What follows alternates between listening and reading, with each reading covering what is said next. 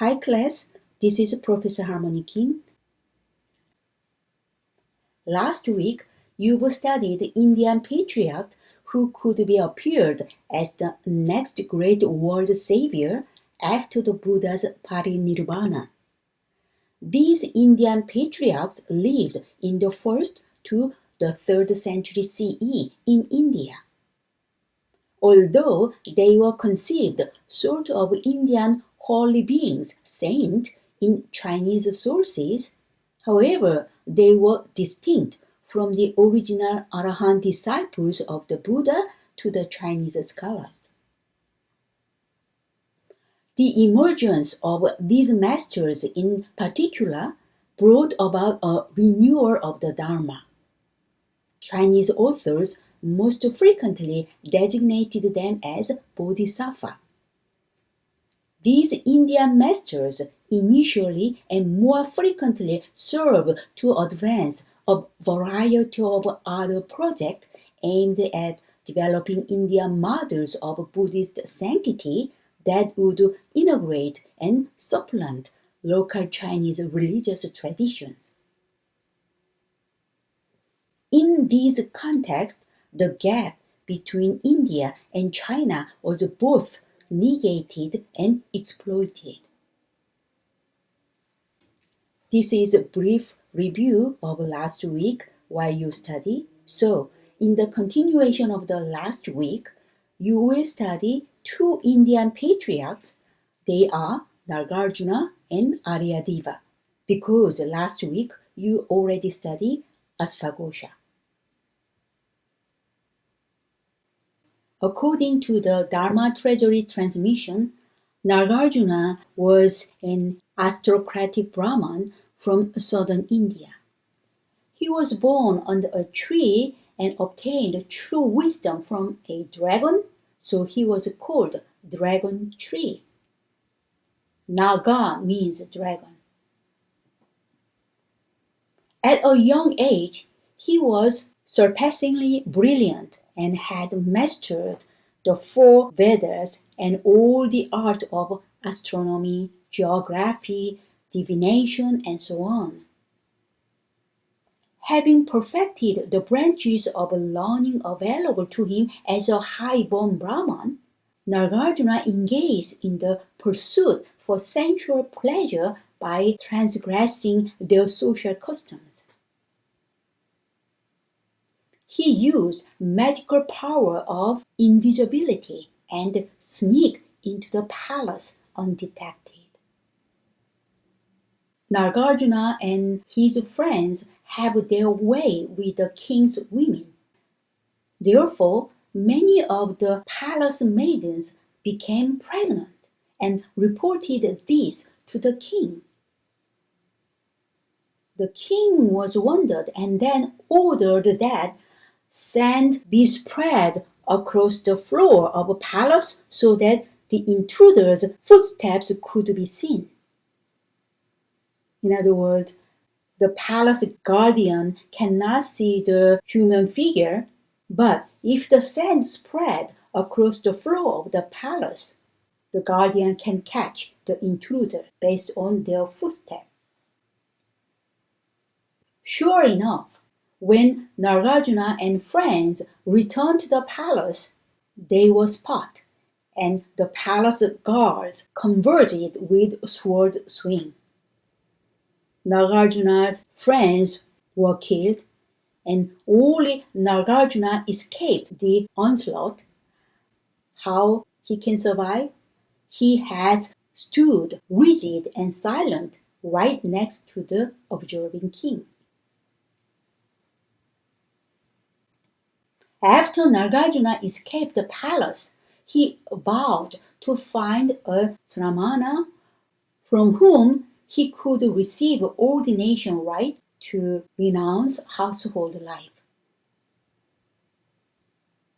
Nagarjuna wandered the wild and met a Buddhist hermit who upgraded his scripture collection. Nagarjuna entered the mountains and found a Buddhist stupa where he formerly left home to follow the Buddha Dharma. Within 90 days, Nagarjuna mastered all of the scriptures that he could find. Nagarjuna proceeded to the Himalaya, where he came across a monk who revealed to him the teachings of Mahayana.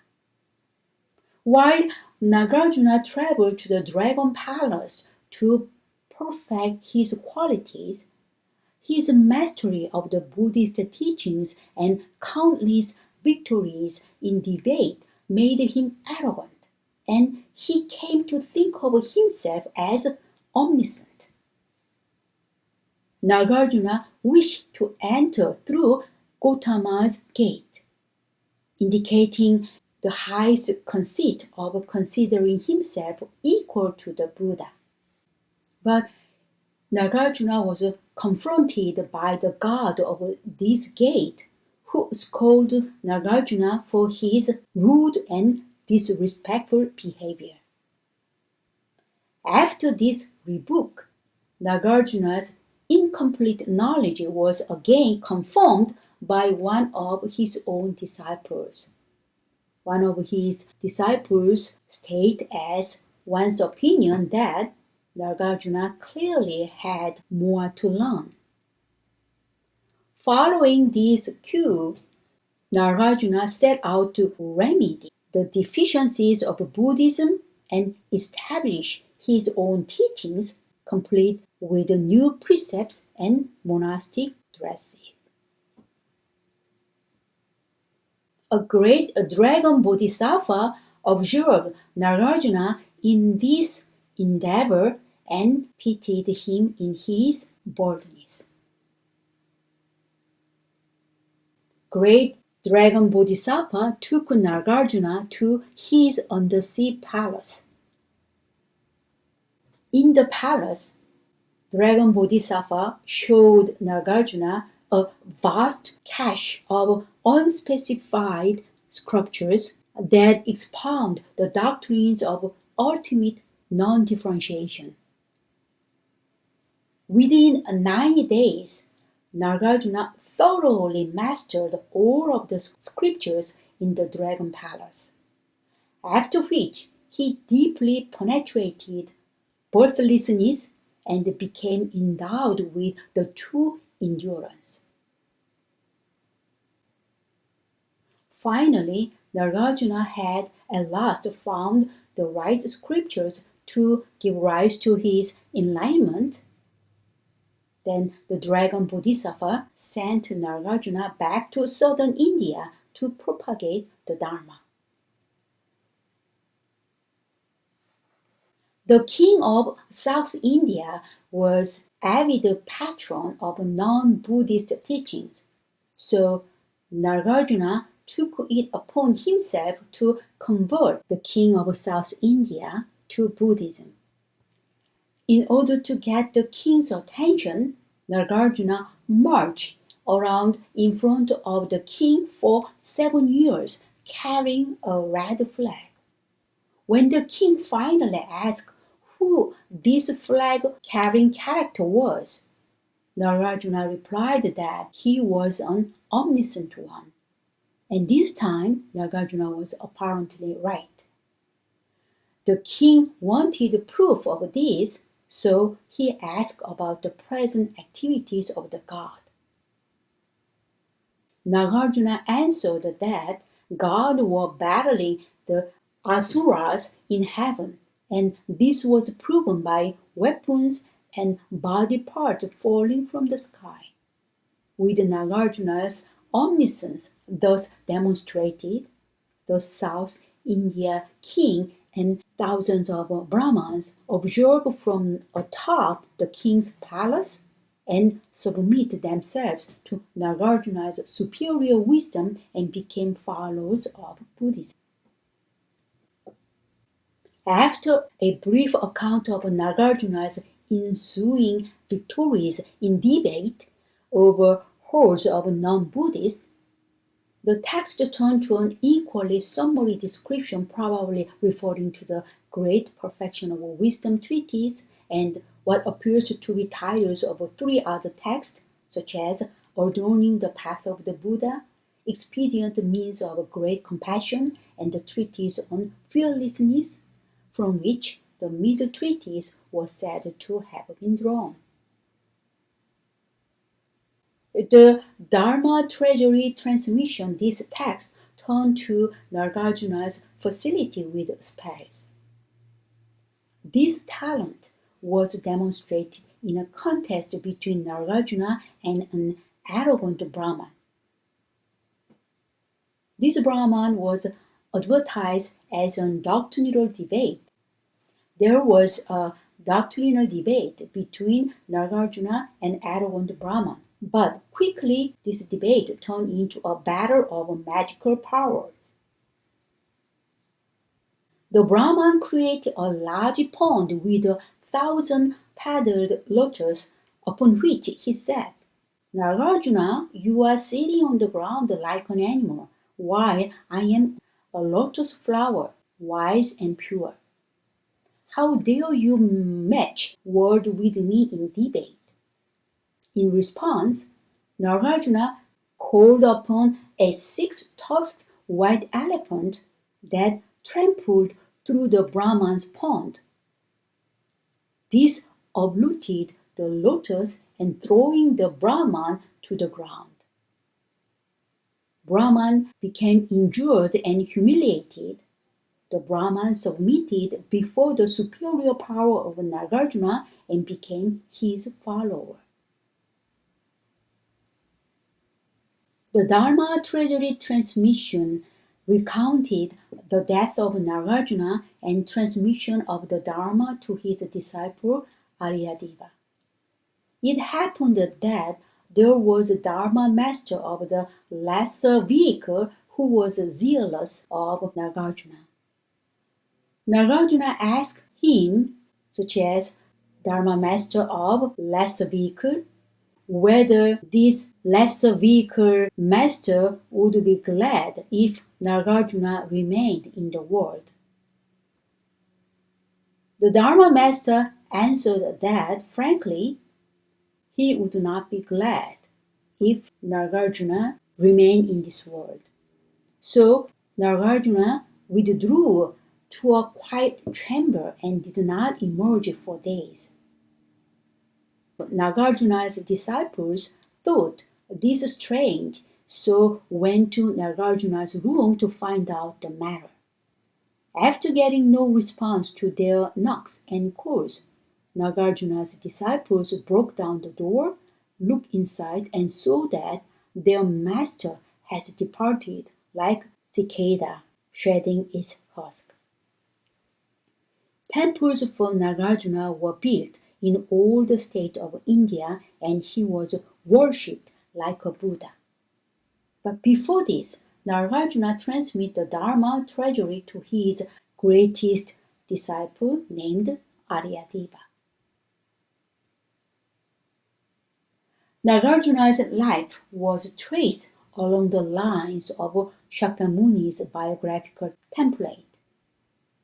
In the Dharma treasury transmission, Nagarjuna was depicted as a precocious youth of aristocratic stock who experienced the utmost sensual pleasures through his escapes in the palace harem, as did the young prince Gautama.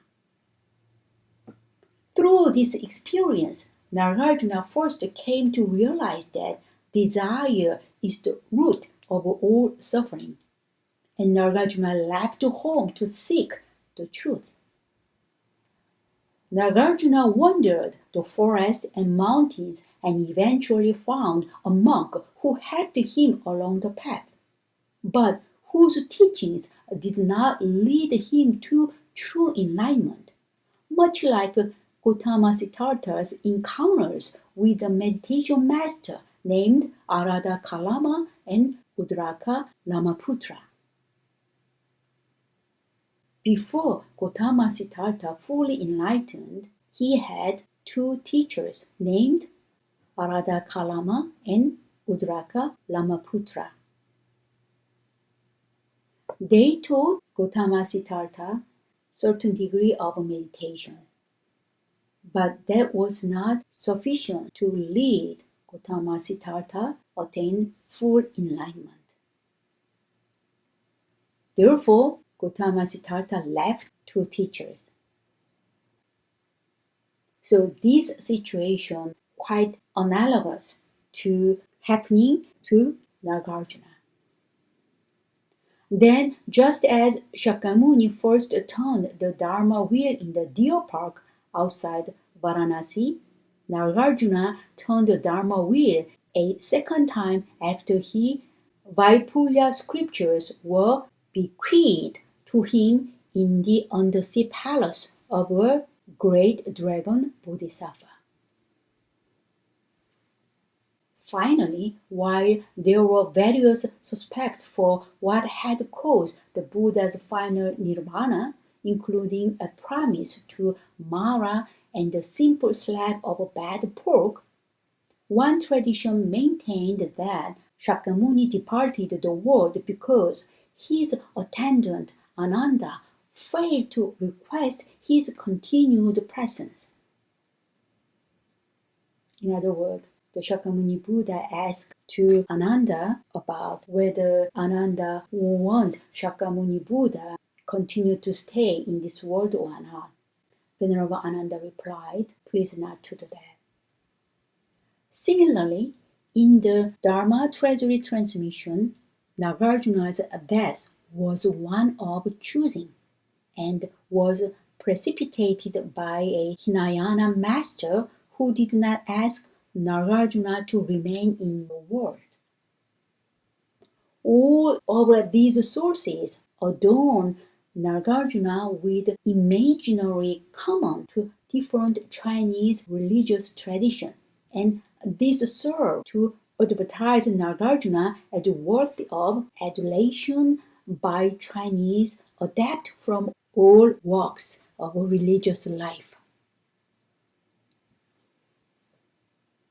Even nowadays, Nagarjuna is regarded as the second Buddha.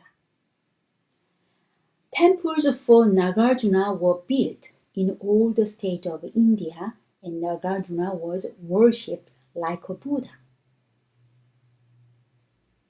Nagarjuna Konda is a historical town located near Nagarjuna Sagar in Kunta district of the Indian state of Andhra Pradesh, near the state border with Telangana. So this is the location of Nagarjuna Konda. And right panel shows the ruins of several Mahayana Buddhist and Hindu shrines are located at Nagarjuna Konda. So Nagarjuna Konda is the name of a location where Mahayana Buddhist and Hindu shrines located. Now, Nagarjuna Konda lies almost entirely under the Nagarjuna Sagar Dam. It is named after Nagarjuna, a southern Indian master of Mahayana Buddhism who lived in the 2nd century AD. Nagarjuna is believed to have been responsible for the Buddhist activity in this area.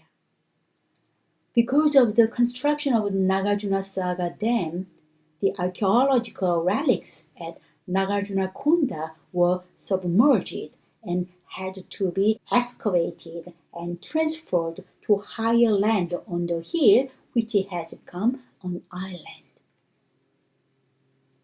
Nagarjuna transmits the Dharma treasury to one of his greatest disciples named Aryadeva.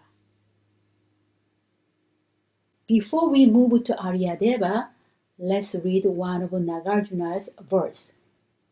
The sun of wisdom had been eclipsed, but this man caused it to shine again. The world has long been asleep in darkness, but this man awoke it. One may indeed say that his merits are comparable to a 10th stage Bodhisattva, and his way is equal to the next Buddha. As I said, Nagarjuna is regarded as the second Buddha. Let's look at Aryadeva. Aryadeva was one of the disciples of Nagarjuna, and Aryadeva was a formidable Buddhist debater and converter of non-Buddhists. Aryadeva heralded the trajectory of the Dharma in latter-day China and furnished models of Buddhist sainthood tailored to their medieval Chinese audience. Aryadeva were concerned about temporal removal from the Buddha and the degradation of the Dharma during Aryadeva's generation. This patriarch worked in dark times of soteriological degradation. Aryadeva wrote in the 100 Treatises like this: He rescued far and wide those who were drowning. Aryadeva rescued the deluded masses during this dark time primarily by composing the 100 Treatises. Aryadeva resurrected the true teachings in the land of Buddha's birth. In the medieval China, Aryadeva can be defined as an exemplar of Buddhist self-immolation. Self-immolation means committing an action of setting fire to himself, especially as a form of protest or sacrifice. The episode of Aryadeva's self-immolation took place with his encounter of the Brahmanical god Mahesvara. Aryadeva visited a temple in southern India and admonished the worshippers there about how they should understand its golden statue of Mahesvara. Aryadeva insisted that the god and golden image were fundamentally dissimilar by saying, "This god is truly divine, but what I see now is greatly inferior." Divinities should subdue the masses with their essential numen, but here gold and crystal are used as adornment to confuse the people. Aryadeva climbed up the statue and dug out its eye and said, "Essential numen is pure and not dependent upon form and substance." Aryadeva admonished that people should understand and respect the essential numen of Mahesvara himself, and not to be fooled by the mere adornment of gold and crystal, which is the form and substance of the image. However, Aryadeva never ever said that they should not worship Mahesvara through this golden image. He pointed out that it was only a question of how people should understand the God's pure essence, infusing the superficial form and substance of the icon. This episode served to verify Aryadeva's earlier insight into the relationship between the God and its image. Then Aryadeva gave his left eye to replace that which he took from the golden statue.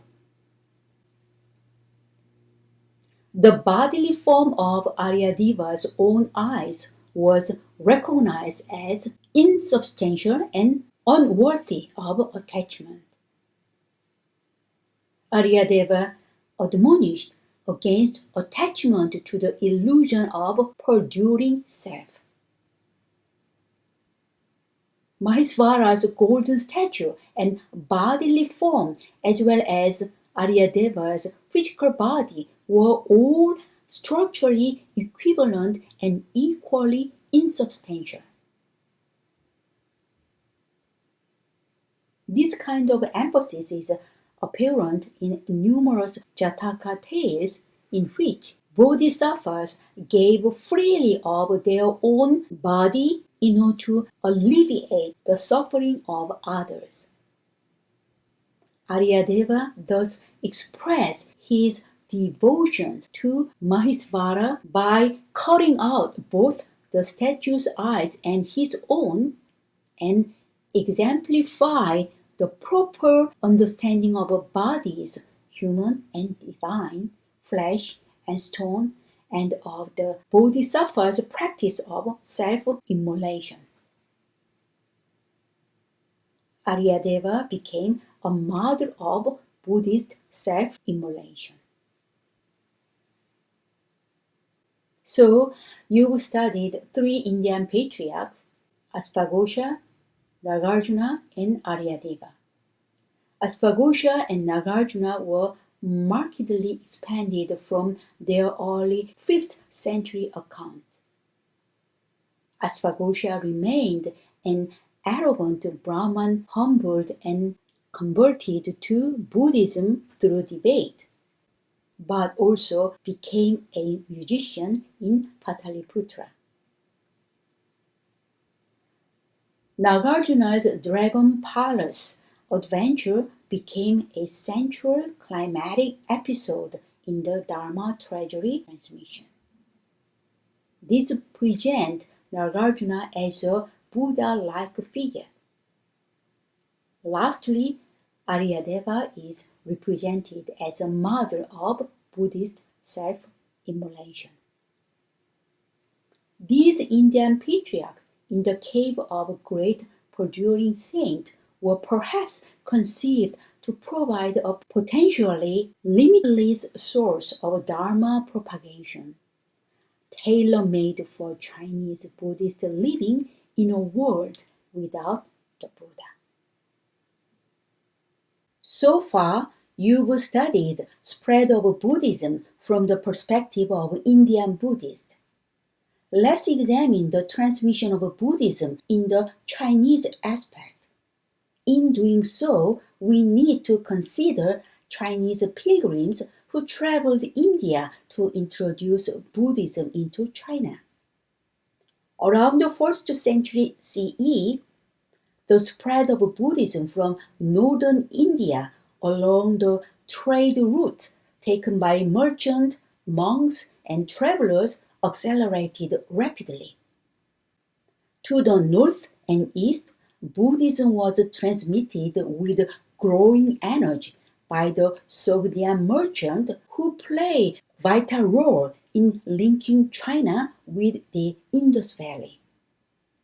Indian scriptures had been translated into Chinese since the first centuries of the Common Era.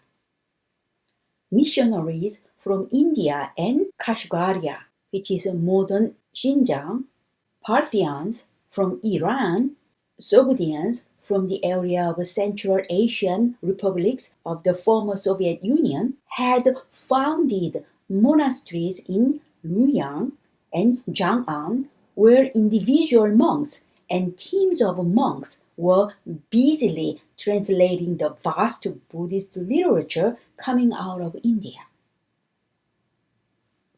There were also many Chinese monks who had gone west, at least 44 clerics before Xuanzang. The first one in 260 CE had traveled westward, though not all of them reached the land of their faith, India. So some Chinese monks were successful to arrive at India, most of them were not.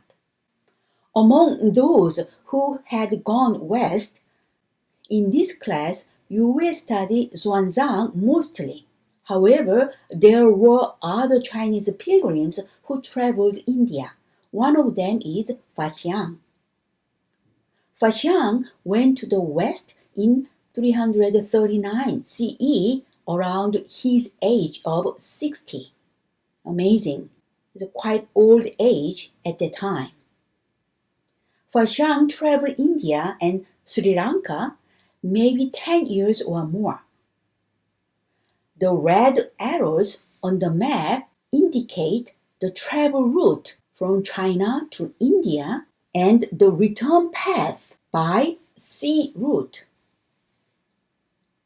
So, Faxiang returned to China via sea route from Sri Lanka, back to China. And during sea route, he stopped off somewhere in either Sumatra or Java. Once he returned, he spent the rest of his life recording his travels and translating the text he had brought back. I introduce Chinese pilgrim in chronicle order. So after Faxiang, the next Xuanzang is the most celebrated and influential of all the Chinese monks who traveled to India in search of the Dharma. He was born around 600 and started his journey in 629.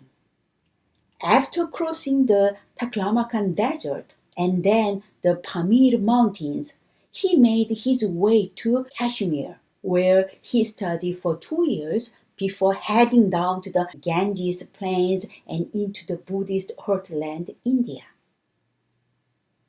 He followed further studies at Nalanda University for some years and became a great teacher himself before going on pilgrimage around India.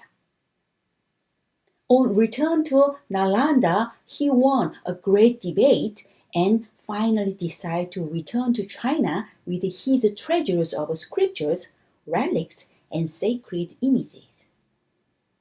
After many adventures and life-threatening incidences, he arrived back 16 years after leaving. He spent the rest of his life translating the text he had brought back. It took 16 years once he departed from China and returned to China from India. Xuanzang did not take sea route. Another Chinese pilgrim named Yijing. Yijing's works are very important for an understanding of the history of Buddhism and Buddhist sect, as he wrote extensively on his travel and the sect and practices he found not only in India but in the Malay archipelago also. He was an admirer of his predecessors, Faxiang and Xuanzang, and Yijing decided in his mid-30s to travel to the famed monastery of Nalanda in India. On his way, he studied disciplines and Sanskrit in the monastery in Sumatra. Somewhere here, Sumatra. He also studied for around 7 years in Sumatra during his return journey. During this time, he made translation of the more than 400 texts he had collected on his travels. He even traveled to Guangzhou and back to Sumatra when he ran out of writing materials. So he went back and forth, Guangzhou and Sumatra. Yijing wrote books titled A Record of the Buddhist Religion as Practiced in India and the Malay Archipelago. His second book, Chinese Monks in India, biography of eminent monks who went to the Western world in search of the law, all the information he was able to gather about Chinese monks who had gone to India before and during his time. I mentioned that we will focus on Xuanzang. So, Xuanzang was born in 602 and was brought up in a Confucian household. And then he began to study the Confucian classic books about this time. But his older brother became a Buddhist monk, and Xuanzang lived with his older brother at the Pure Land Monastery. Xuanzang plunges into the study of Buddhist scriptures, both the early Buddhism and the mystical doctrine of Mahayana. Xuanzang was irresistibly drawn to this later Buddhism, Mahayana Buddhism, whose two key words were emptiness, which is signifying the object of wisdom, and another word, bodhisattva, or enlightened being who postponed their own salvation for the sake of others. While Xuanzang studied language and mastered the teachings of the various schools of Buddhism, Xuanzang formed serious doubt about some of Chinese translation. They were conflicting, garbled, and simply inadequate. Xuanzang came to feel that each abbot uncritically followed the teachings of his particular school. It's like an Indian fable of the blind man. Each blind man touched a different part of the elephant and taking it for the whole. In other words, some blind men touch the leg of elephant, and this blind man described elephant as like a pillar. Some other blind men touch the head of elephant, and this man described elephant as a round dome.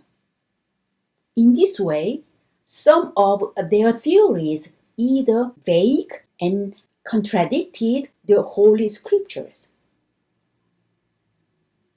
So Xuanzang wondered which precepts were authentic. Was it true that all people or only some could attain Buddhahood? Xuanzang was bewildered and unable to decide which theories should be accepted.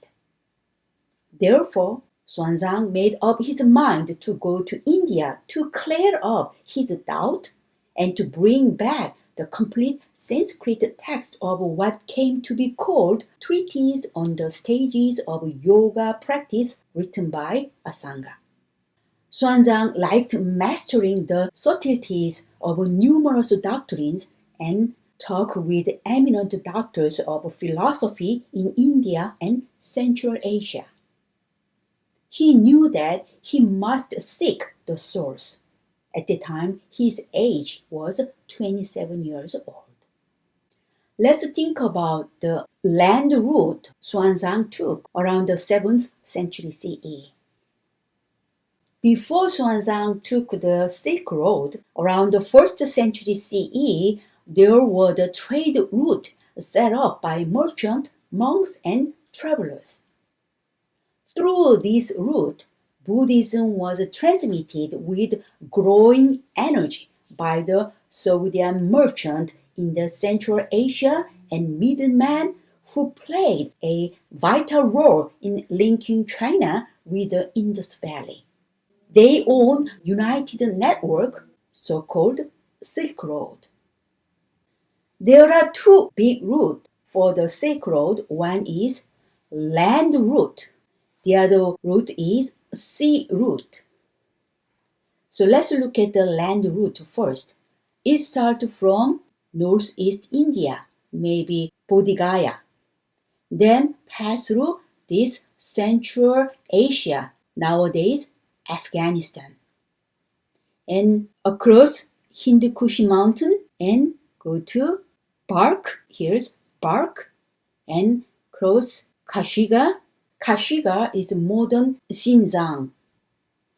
And Kashigar was a good resting place for caravan. There were 4 of monasteries in Kashgar. From Kashgar to China, the route subdivided into 2.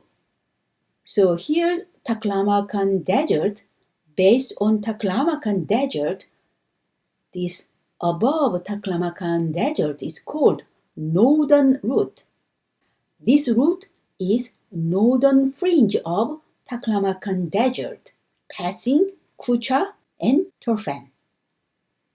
The bottom line indicates southern route, southern fringe of Taklamakan Desert, passing Khotan. Many Buddhist books were discovered in Khotan.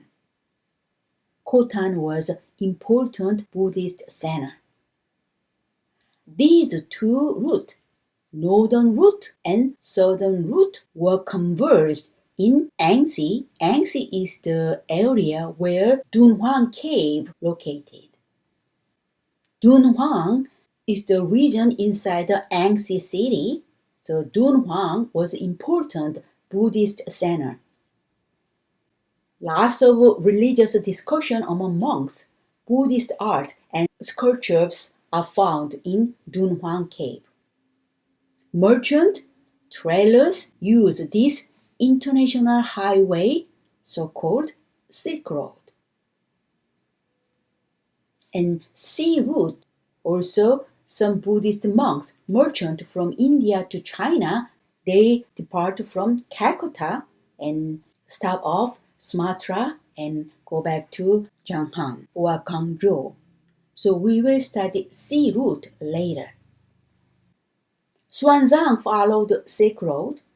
The red arrow indicates the route from China to India, and blue arrow indicates the route to return to China.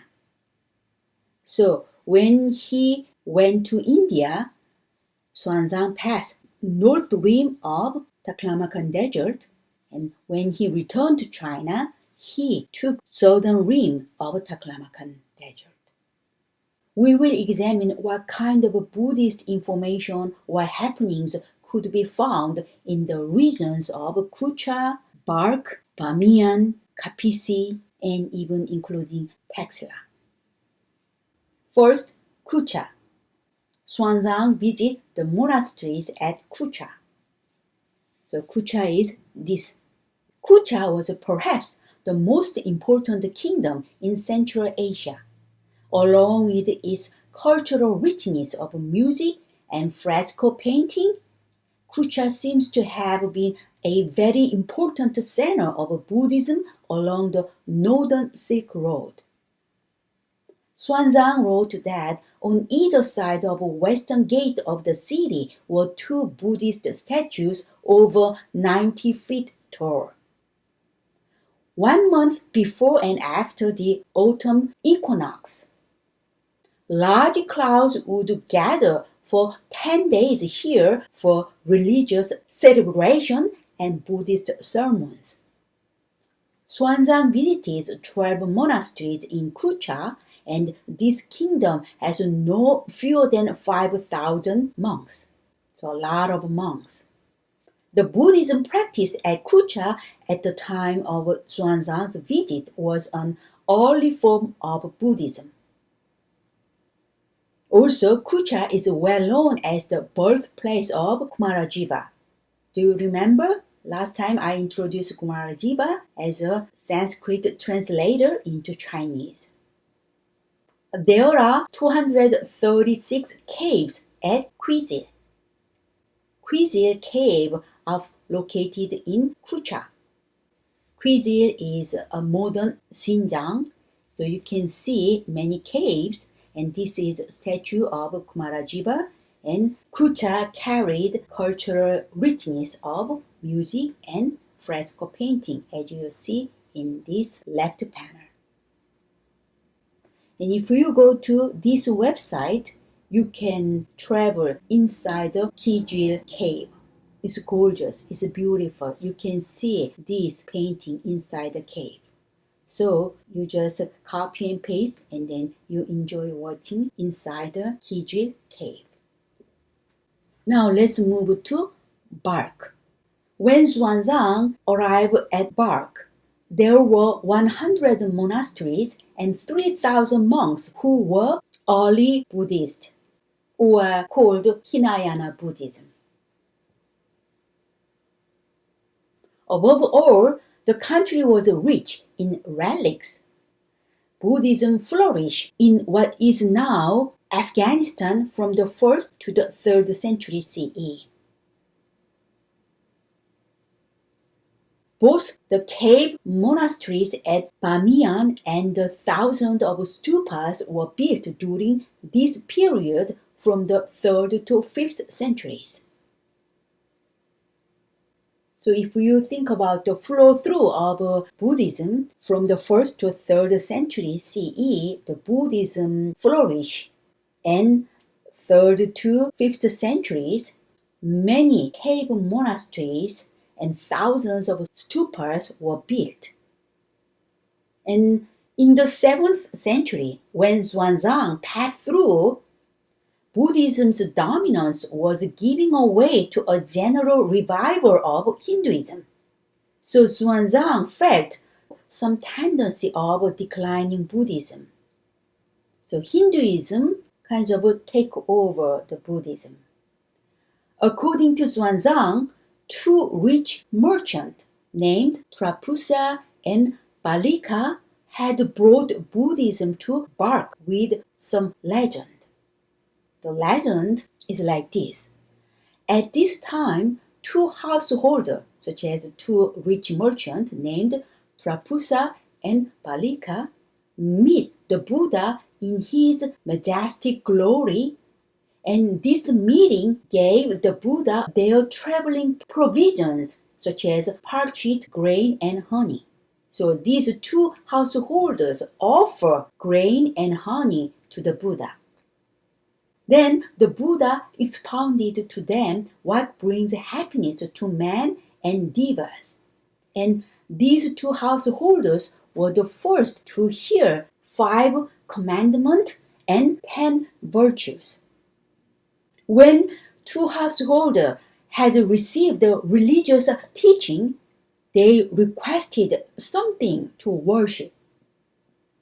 Therefore, the Buddha gave them his hair and nail parings. However, these two householders did not know how to do worship. Before they returned to their native country, the two householders begged to have a rule and pattern for their worship services. Thereupon, the Buddha took his 3 garments, folded them into 4, piled them on the ground, and begin with largest and ending with the smallest. In other words, the biggest folded garment put on the floor, and then above it a little bit smaller size of folded garment, and then the 3rd garment once folded and then put on the top of all garment. Next, the Buddha took his begging bowl and inverted it on his garment. So once begging bowl is inverted, then it forms dome shape. Finally, he put his beggar's staff on top and said, "This is how to make a stupa." This story gives a convenient way to represent how a stupa looks with its square bottom, round dome, and tall mast.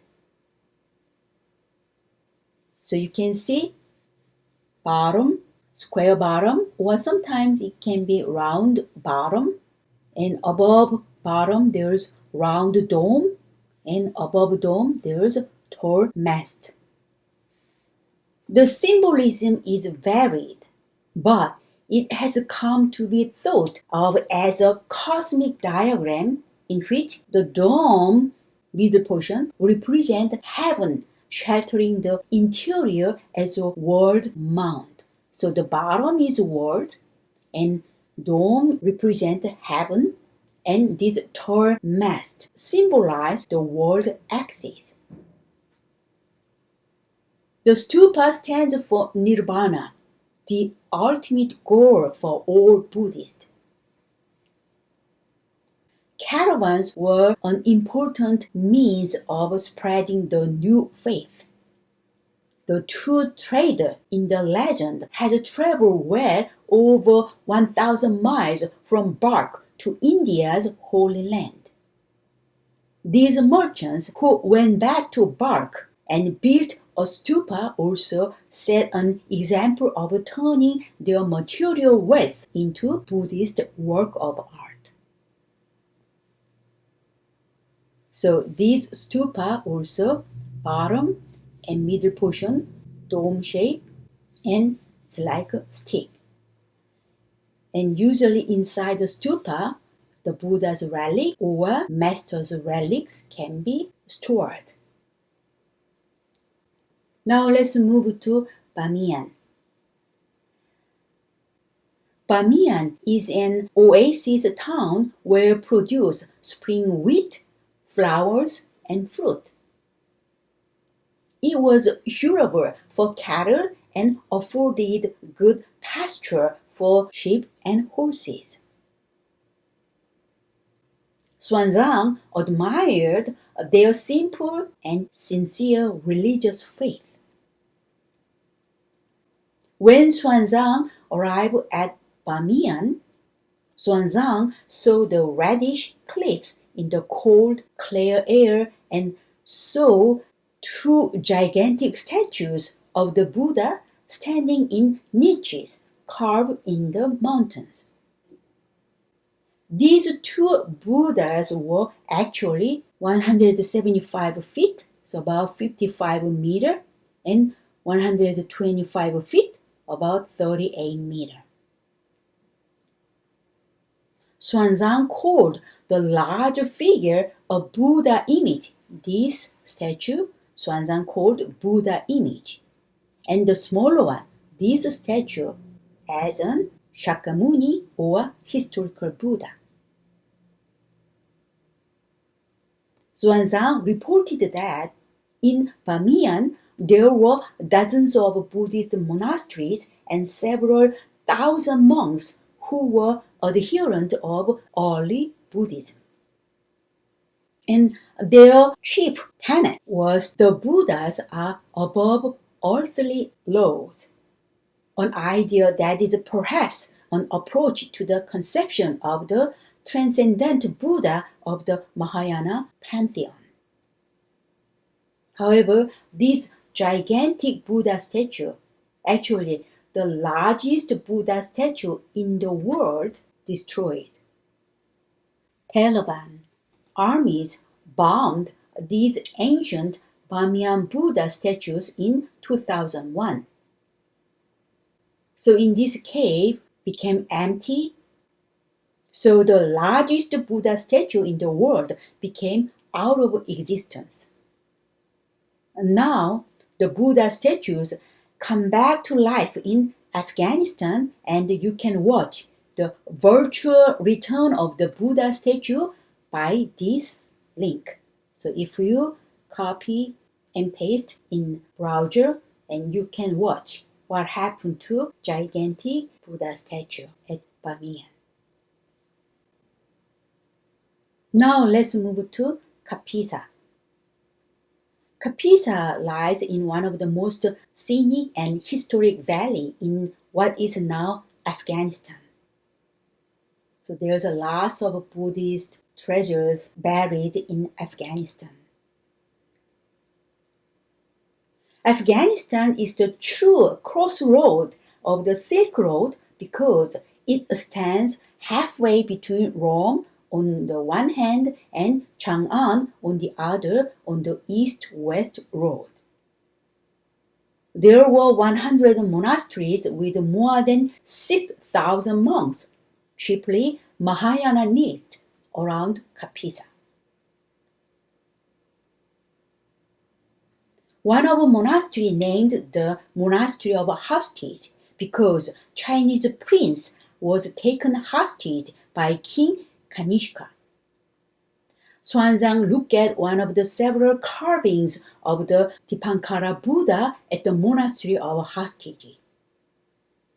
So the name of the monastery is Monastery of Hostage. And from that monastery, Xuanzang found carving of the Dipankara Buddha. Dipankara Buddha is the predecessor of the Shakyamuni. Here is the story. A young man went out to meet Dipankara. Dipankara is the last of the Buddha of the past.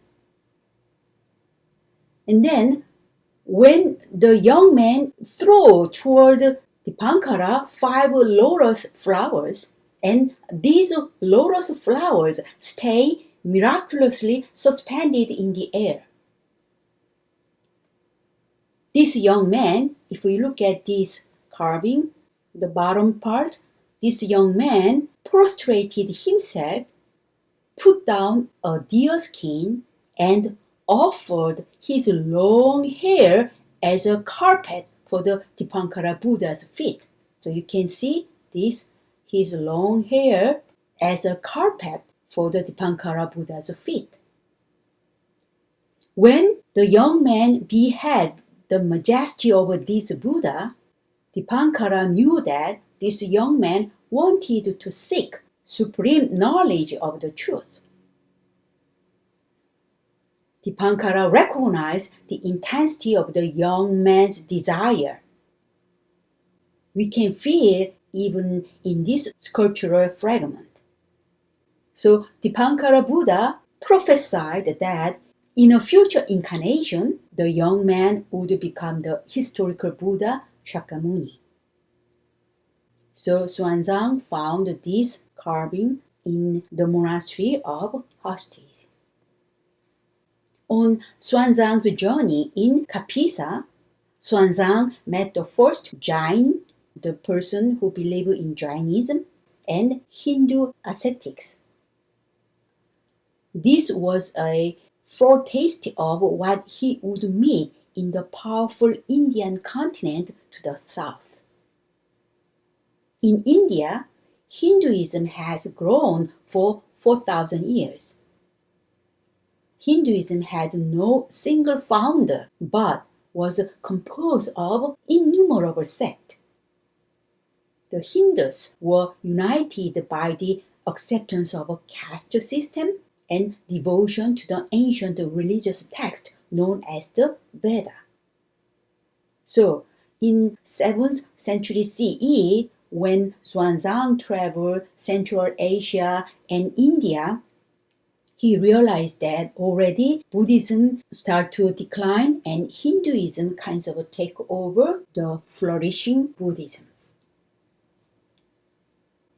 So after Kapisa, Xuanzang began entering India. So which side of India Xuanzang visited and what kind of happening occurred to Xuanzang in India, we will study this next week. So here is the quiz. Which of the following figure is the most similar to the Buddha with respect to the birth, enlightenment, and even the death? So you will study 3 Indian patriarchs, Aspaghosha, Nagarjuna, Aryadeva. So you know the answer. Who took the sea route to return to China from India? Some Chinese pilgrims only took inland route. Some Chinese pilgrims took sea route. Who prophesied Shakyamuni as the Buddha to be?